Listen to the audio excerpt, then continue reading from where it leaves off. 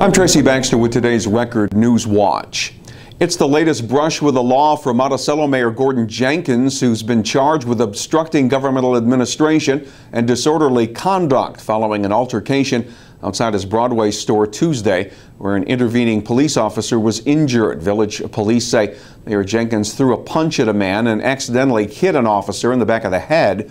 The incident also led to a call from Monticello PBA President John Rigler that Jenkins resign from his positions as mayor and police commissioner. Jenkins says he and his attorney plan to issue a press release soon and that, quote, the truth will come out.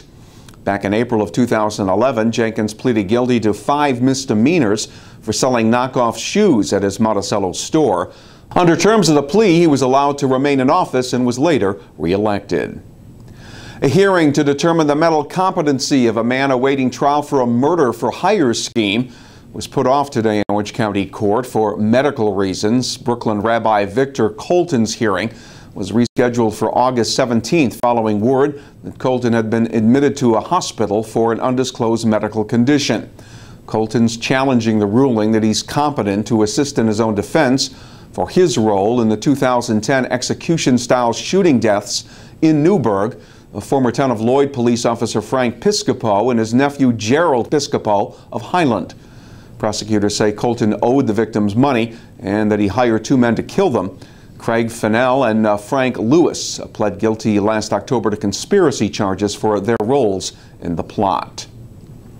Officials at the Middletown YMCA have launched a drive to help a local family that lost their home and most of their belongings to a fire July 1st.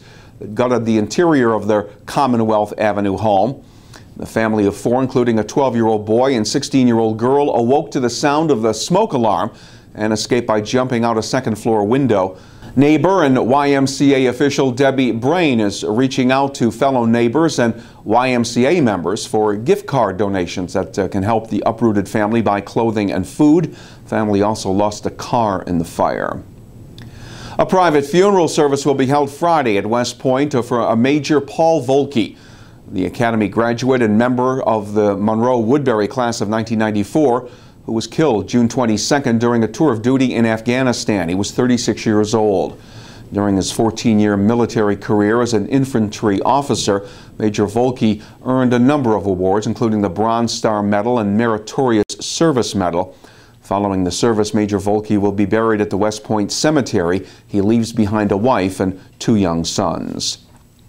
With the name Liberty, it was only fitting that the Village of Liberty would go all out to celebrate our nation's independence. Hundreds of people fought through the heat and humidity to enjoy Liberty's 4th of July parade and street fair on South and North Main Streets. The parade started with a shot from a cannon, courtesy of Liberty resident Dennis Doning. And folks lined the street to salute those who were paying tribute to our country and our liberty. It was bedlam in Greenwood Lake on the 4th as the village's Independence Day parade was followed up by the annual Greenwood Lake bed race, appropriately called Bedlam. Teams of racers pushed beds down Windermere Avenue in an event sponsored by Warwick Price Chopper and Chase Bank in Greenwood Lake. Proceeds from entry fees will be used for Greenwood Lake Village recreation programs. The fastest bed turned out to be the one raced by the Buckley family, representing the local Gaelic society. And not all the ducks enjoying the Port Jervis stretch of the Delaware River Wednesday morning had feathers and webbed feet. Many of them were plastic. More than 600 plastic ducks were dumped into the Delaware near West End Beach for the annual duck race down the river, an event sponsored by the Matamoros Westfall Keystone Community Club. For $5 each, people could buy the ducks and route them on to the bridge finish line. Among them, Jenny Horsham and members of her family. It was amazing. What'd you like about it? They all looked like little peeps floating down the river. It was adorable. And you had no idea which one to root for? No, well, I'm rooting for mine, but I don't know which one it is. The fastest duck to swim down the Delaware turned out to be the one purchased by Joy Zernhelt of Port Jervis, who won $100. The duck race raised about $2,000 for the Keystone Club, money the club will use to buy trees that'll be planted along Pennsylvania Avenue as part of the Matamoros Beautification Project. Don't look for any relief from the heat in the next couple of days. Friday will be sunny with temperatures reaching the low 90s. Saturday will feature a mix of sun and clouds and high temperatures up around 90 degrees.